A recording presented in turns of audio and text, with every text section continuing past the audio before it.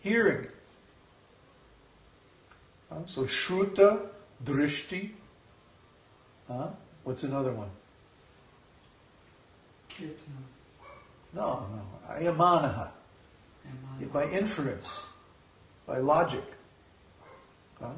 But we're not talking about either of those. Right now we're talking about drishti, by seeing. The seers of the truth. So they have seen so many things come and go, impermanent. And so have we.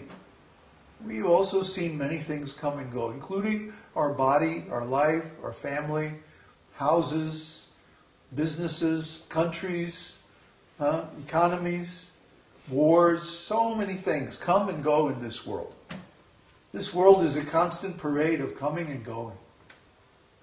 Where are the great leaders of Egypt and Rome and Assyria, places like that? Their bones are buried under the shifting sands. All ruins, all gone, finished. So many great kings, great cities, great wars being fought over what were thought to be great causes. Now it's all just dust. Similarly, this present civilization will turn to dust. Everything that we know, everything that we think we are attached to, it's all temporary. Try to understand. Only the self-realized souls are tattva-darshibihi. They have seen the truth. That same word is used in the 4th chapter, 439. Can anybody tell me what that says?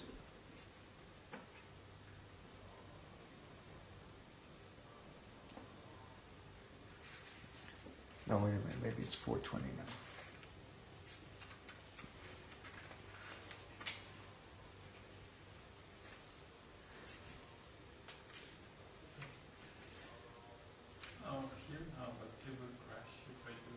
What's that? No. Sorry, 434. Tat vidi pranipatena pariprashnena sevaya upadekshanti te jnana jnaninas tattva darshibaha. Or tattva darshinaha. Same word. Jnanina. He is self-realized. He has real knowledge. Tattva darshinaha. Same word. Just different tense of the verb. Tattva darshibihi, tattva darshinaha. The seers of the truth.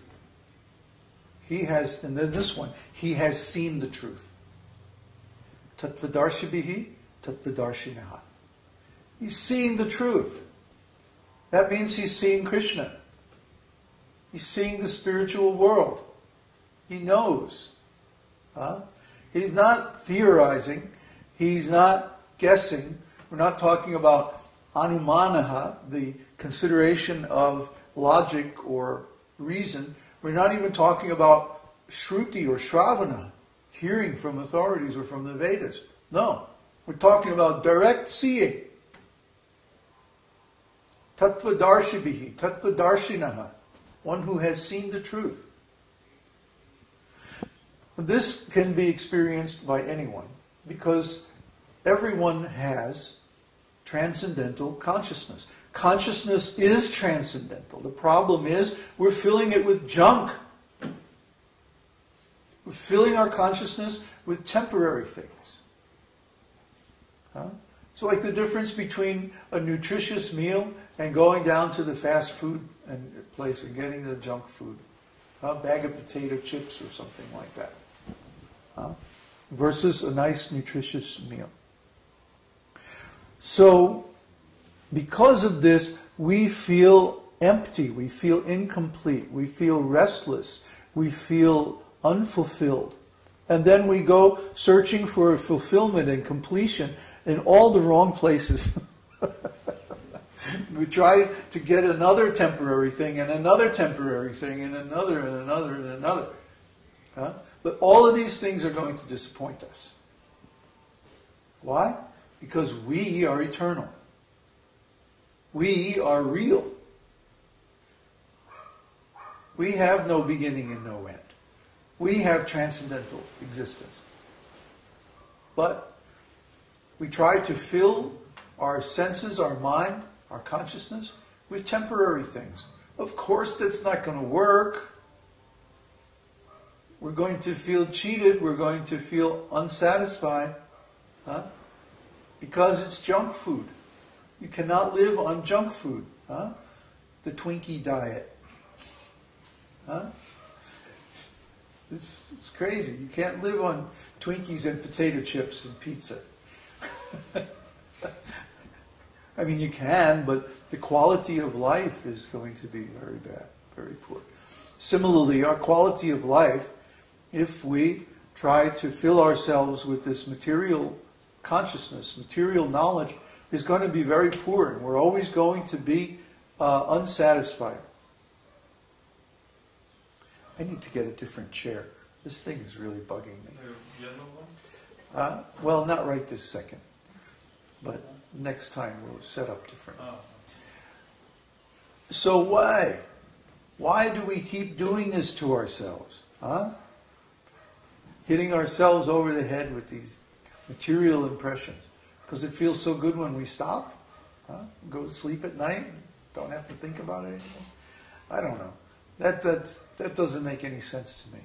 If we know, and Bhagavad-gītā and other Vedic scriptures tell us very plainly, if we know that our consciousness is eternal, and that we should fill our consciousness with spiritual sound vibration, spiritual impressions, spiritual thoughts, then why don't we just do it?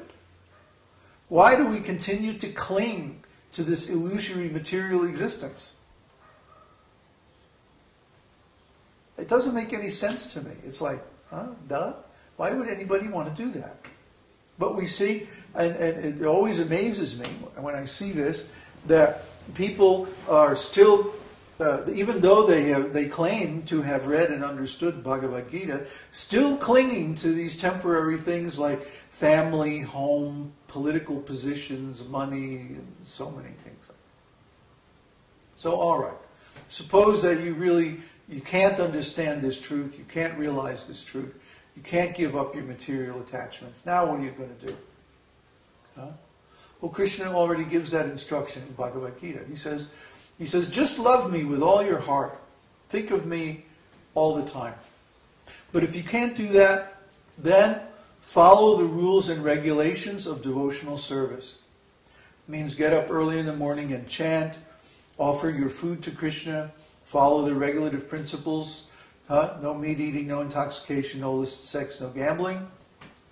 Cultivate the positive side of those, which is cleanliness, mercy, austerity, and become sober. Fill your mind with Krishna's instructions, meditate on them all the time. And Kṛṣṇa says, oh, but if you can't do that, then what? Work for me. Work for me. And he spends 2 whole chapters of the Bhagavad-gītā, chapter 3 and chapter 5, talking about how to work for him. So this is why we're freaking everybody out. Okay? We have gone from talking about the theory that, okay, you're an eternal living entity and your consciousness is actually transcendental and spiritual, and you should be filling it with all this nice spiritual sound and subject matters and so on. We've gone from that to now we're talking about the practical part of it. How to work for Kṛṣṇa. All right, everybody has to work. No exceptions. Even the Brahmanas, the great sages, they work by advising others and giving instructions according to the Vedas. So everyone is working somehow or other in this material world. But we can work in such a way that our work is offered to Kṛṣṇa. All of our work is offered to Kṛṣṇa. Then, even though we're performing so many activities in this material world, it does not entangle us. That is the secret. So instead of working for yourself and you taking the benefits. You work for Kṛṣṇa and offer the benefit of your work to Kṛṣṇa. Kṛṣṇa becomes the beneficiary of your work. This is so simple. It's so powerful. But you can't do that if you remain independent. You can only do that as part of a devotional community. I mean, I suppose someone who is very experienced and knowledgeable, they might be able to do it independently. They would have to be very strong. Certainly, you cannot work for the system in a corporation and all of that, and live separately in a house designed for sense gratification and still work for Kṛṣṇa. That's just so pretentious. I mean, it's just ridiculous. Practically speaking, no one can do that. But you can join a spiritual community. You can